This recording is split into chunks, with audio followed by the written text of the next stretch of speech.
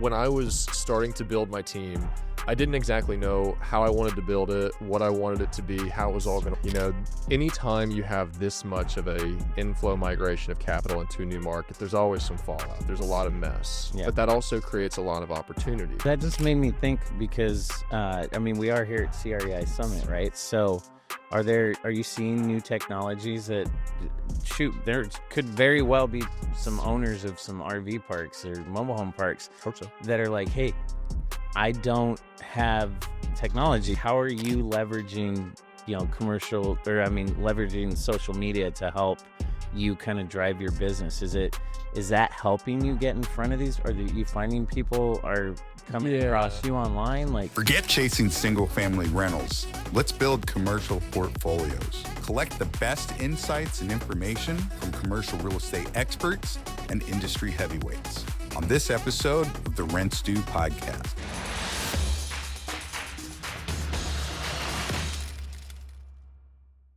Live from CREI Summit 2025 in Palm Desert, California. This is the Rent Stew podcast. I'm your host, Christian Cotta with Hungry Investments.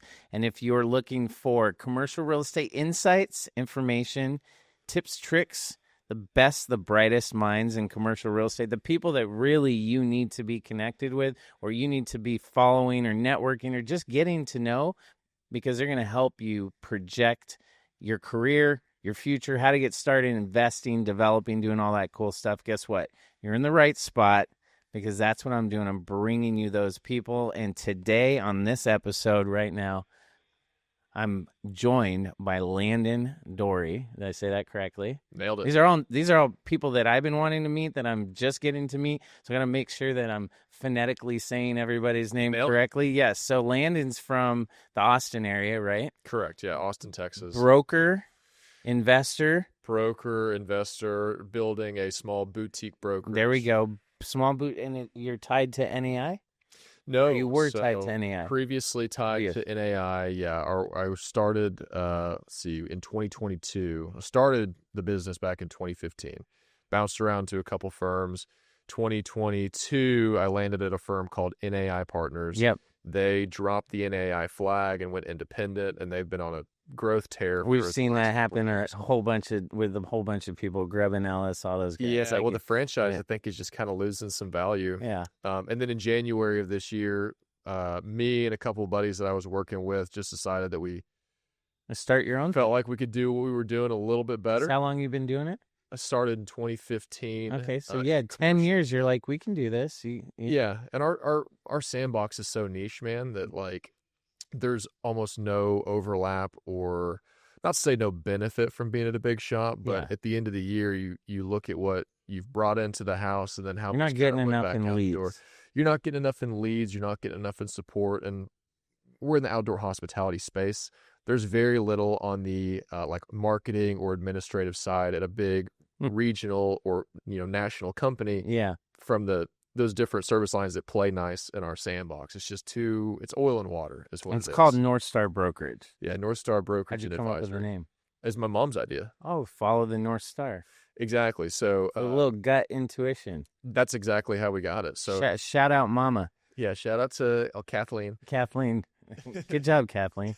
You're going to have to show her this. She's going to love the shout out. Yeah. So when I was starting to build my team, I didn't exactly know how I wanted to build it, what I wanted it to be, how it was all going to work. So what I landed on was, okay, I just needed to decide what direction we're going in, like what's our North Star, and then the steps that we're going to take between now and then are going to change. They're going to be wrong. We're going to have to take, one step forward, two step backs, and change direction. But as long as we have that North Star, I think in nautical, you follow the North Star. Sometimes you've got gusts of wind moving you forward. Sometimes you're just sitting still and trying to figure out how to paddle. Yeah. But as long as you've got that. Yeah, as long as you know you got something that's pointing you in the right direction, you always got that guiding light, that faith. Exactly. Yeah. Exactly. Awesome. So what do you guys, how many people, you and a couple buddies, how big's your boutique firm? So it's myself. I'm the broker. I've got two agents right now. I've got COO. It's Rynell. She keeps the lights on. She makes everything function behind the scenes. Blue transaction coordinator. Exactly. Shout out right now. And then we've got a team. Get your whole team watching this podcast. They're all gonna have to watch it. Yeah. And then PAs over in the Philippines who do a bunch of like administrative Yeah. marketing research type things. All the repetitive stuff. And they're fantastic, Yeah. man. They're as much of the team as They anybody become else is. family. Yeah. When you find the good ones that you like, you're like, We've definitely burned through some that just either weren't a culture fit or didn't have the ethic or didn't really understand the business. But the crew we've got right now, man, is pretty solid. That's awesome. And so, what do you guys specialize in? Because I know we were talking a little bit of retail, a little like you mentioned the outdoor hospital. Like, tell me, if you're talking to somebody that's watching this and they want to know about like what you're working on, like what do you guys like to do? Yeah, so my background's in national net lease retail. Yeah. So that's what I was born and raised on. Yeah, right. Credit. I found myself through kind of a very odd path. I found myself in the outdoor hospitality space. Explain that. Yeah, so there's 4 main food groups that we like to chew on. That's RV parks, mobile home parks, campgrounds. And you like marinas. Outdoors. Love the outdoors, man. The fact that I've been inside for this long, I went out just to take a lap earlier to get some sunshine. Get grounded? I don't do the grounding. I don't do the perineum sunning. I probably should. Yeah. But yeah, so we like to pursue folks that own those properties and that want to own those properties. It's our objective to help broker the sales between buyer and seller.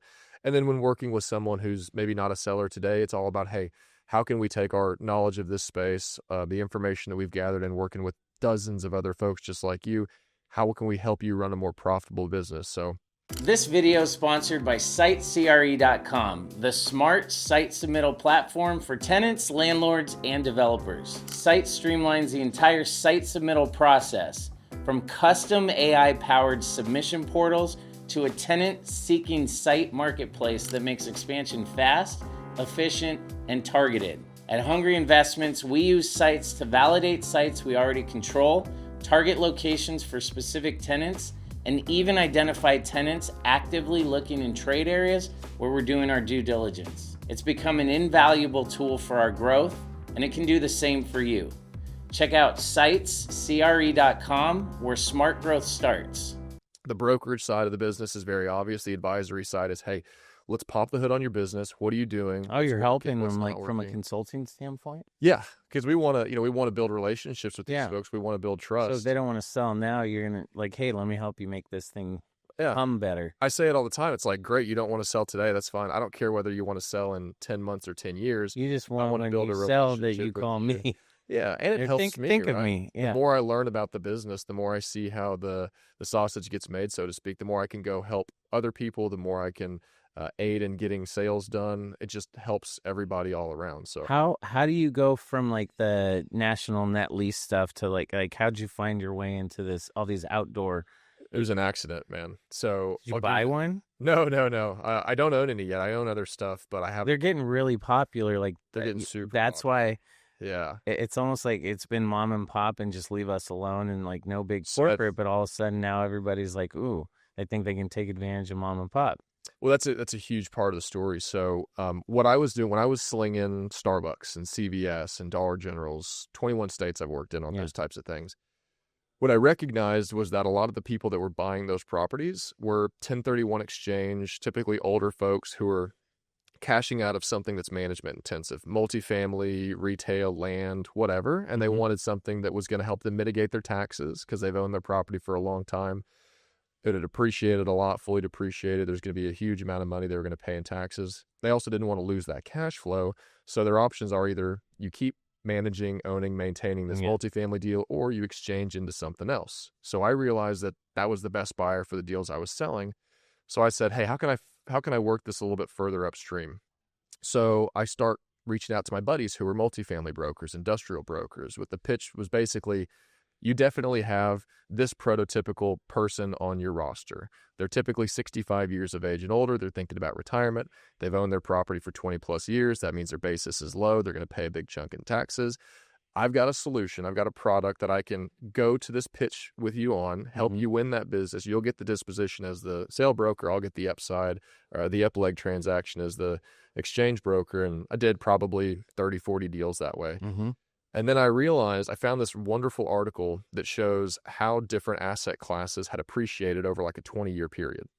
And everything for the most part was up and to the right. Retail had appreciated as an asset class, multifamily, industrial.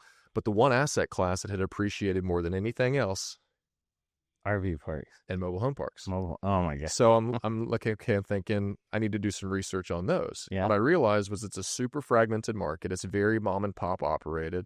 It's not, private equity hasn't really tapped that. It's almost like they don't like it, or they're not sure because stigmatized. Well, yeah, some of them are really nice, and some of them are not nice at all. Like some of them are they own their lots, some of them are some leasing. of them they own. Some of them are they do. Some of them are mixed, right? Like it can it's get kind of crazy. Park owned and tenant owned. Yeah. So it is a pretty messy thing. But what we realized was that it's super fragmented. It's super unsophisticated. There's a lot of trapped equity. It's very management intensive. That's like the perfect storm. It's a bunch of older owners. It's a perfect storm of the types of people I want to go sit down with and say, hey, have you ever thought about selling and doing a 1031 exchange into this type of Get into something clean, which I just happen to know a ton about because I've done a couple $100 million worth of these net lease retail sales. Yeah. So that's how we started. That's still our pitch when we go out to people, and we try to identify folks who fit that bill. They just don't want to pay those taxes. They don't want to lose the cash flow. It's like, great, I can get you into a 20-year AutoZone, bulletproof credit, really recession, e-commerce resistant concept, and then you can ride off into the sunset. And it's wonderful too, because if you're age 65 plus, you're thinking about estate planning. You're familiar with swap till you drop, right? Yeah. Swap till you drop, so you keep exchanging until you eventually pass on. The basis keeps going, and then when you pass away, your basis resets. So your heirs get that step up in basis when you pass away. So if you're an owner of one of these properties, you're thinking about the next generation. Do your kids want to inherit an RV or a mobile home park and all the problems, or do they want to inherit a 20-year Starbucks, right? Yeah. And which one's going to be more liquid if they decide to sell and it? which one's easy, like for the most part, which one's easier to, reposition later on down the road? That's exactly right. Usually they're hard corners, things like that. Yeah. So I call them last mile properties is what they are. We're trying to get people into their last properties. We're trying to get them out of the business altogether, preserve and protect as much of that equity as possible so that the IRS isn't getting that, because they didn't work a dime. They didn't work a day. You know Yona Weiss?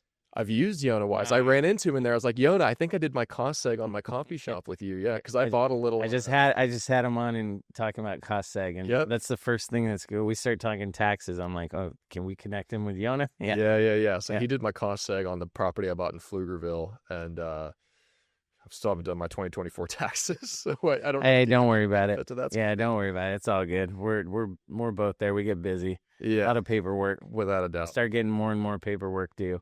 Hey, let me ask you this though, because like we said, mobile home parks, RV parks, kind of getting more like they're having their day in the sun. Yeah.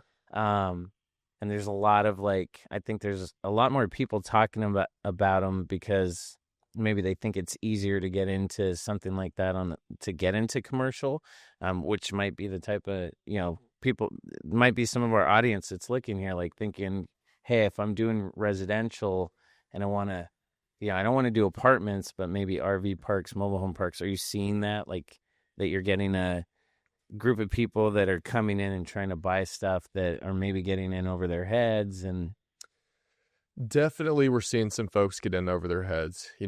Anytime you have this much of a inflow migration of capital into a new market, there's always some fallout. There's a lot of mess, but that also creates a lot of opportunity. This video is brought to you by SiteCRE.com, the smart site submittal platform for tenants, landlords, and developers.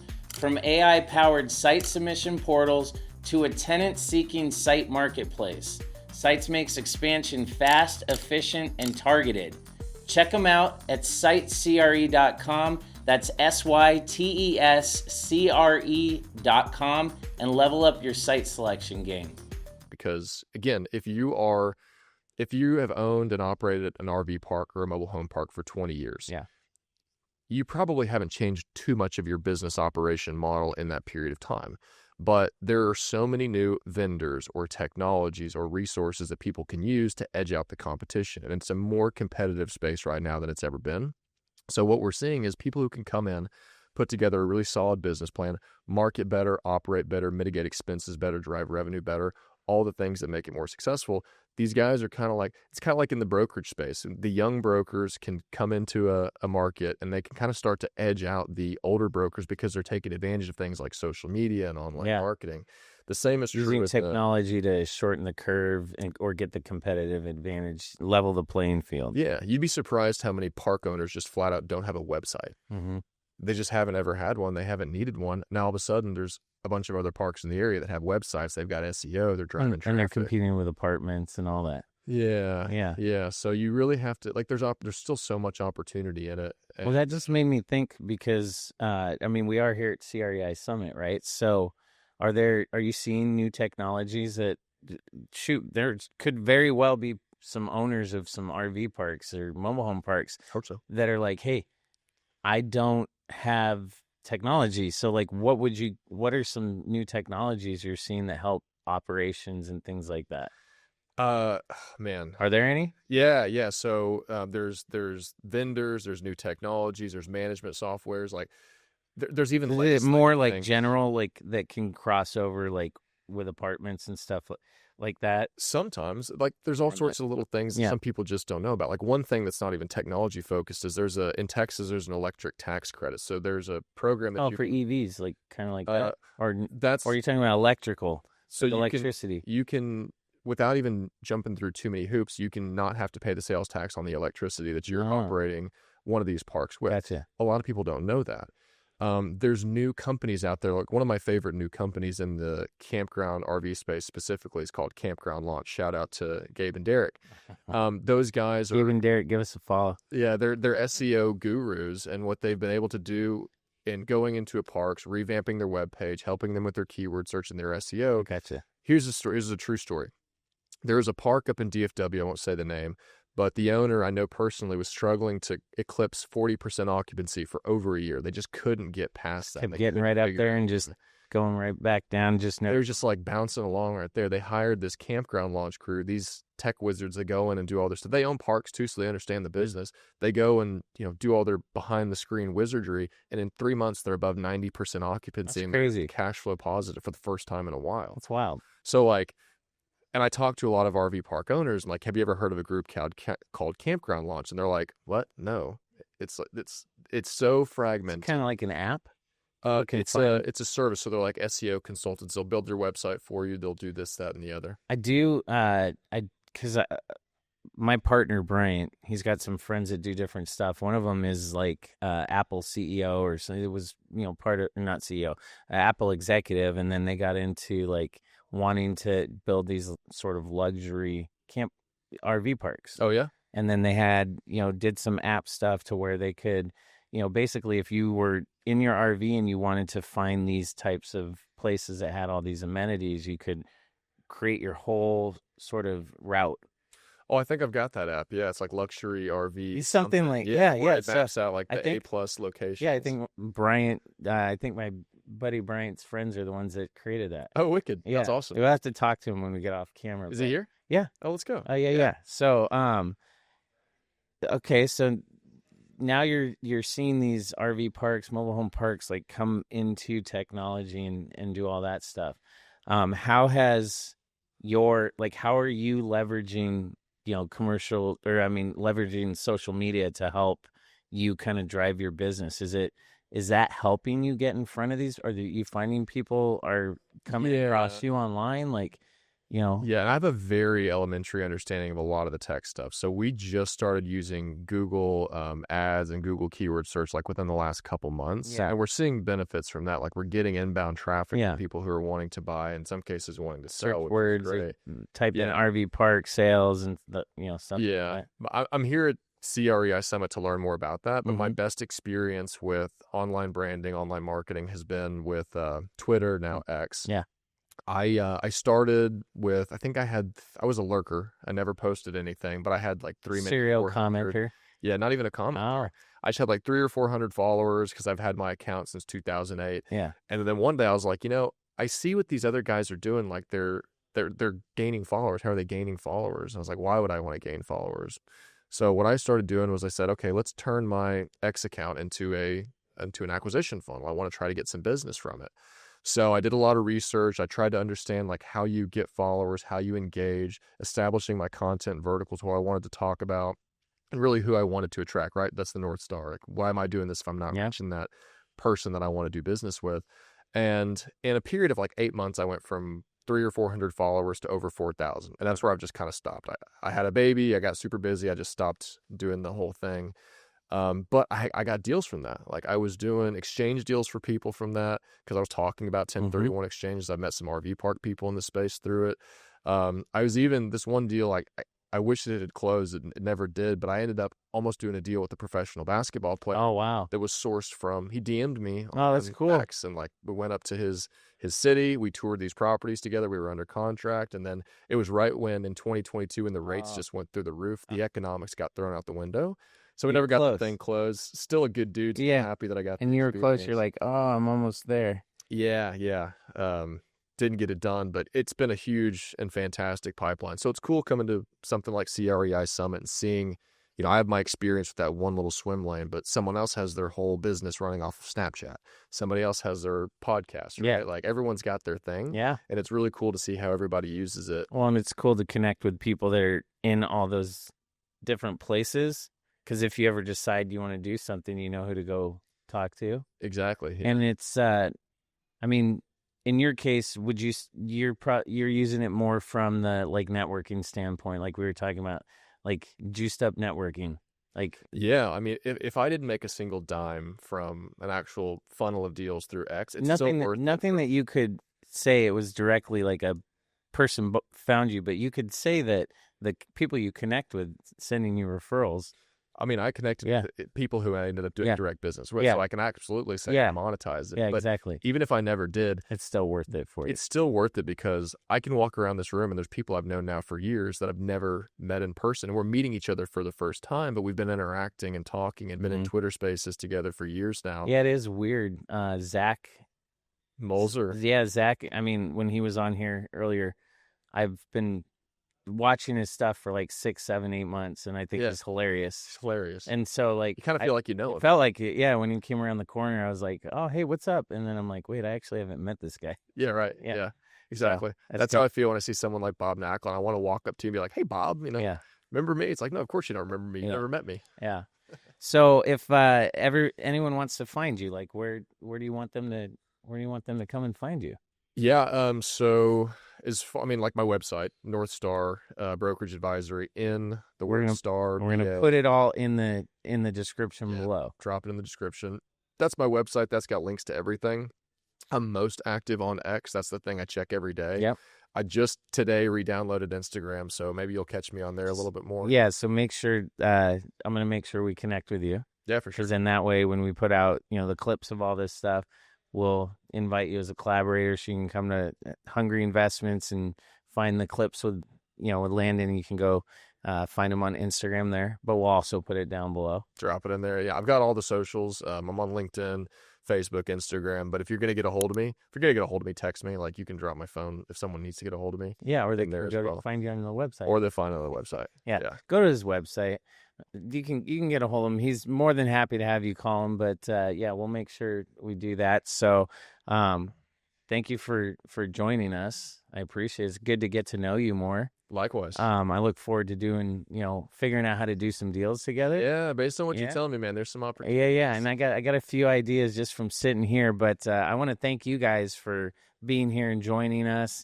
Listening to Landan talk, listening to me talk. Hopefully you're getting some stuff out of this that can help you with your investment decisions, with your brokerage business, with just in general how to get started in commercial real estate, because that's really the goal. So I do appreciate you guys. Let's get the business stuff out of the way. Make sure you're subscribed. Make sure you're following Hungry Investments on all the platforms everywhere. LinkedIn, you can find me. You can find Hungry Investments. Instagram is Hungry Investments. Go ahead and smash that bell. Give us a like. And as always, everybody, it's rent's due time, and stay hungry, my friends. If you made it this far through and you landed here, it means you're serious about making money in commercial real estate. Don't forget to hit the subscribe button if you're not already following for more great commercial real estate, and check out this video or this video. As always, stay hungry, my friends.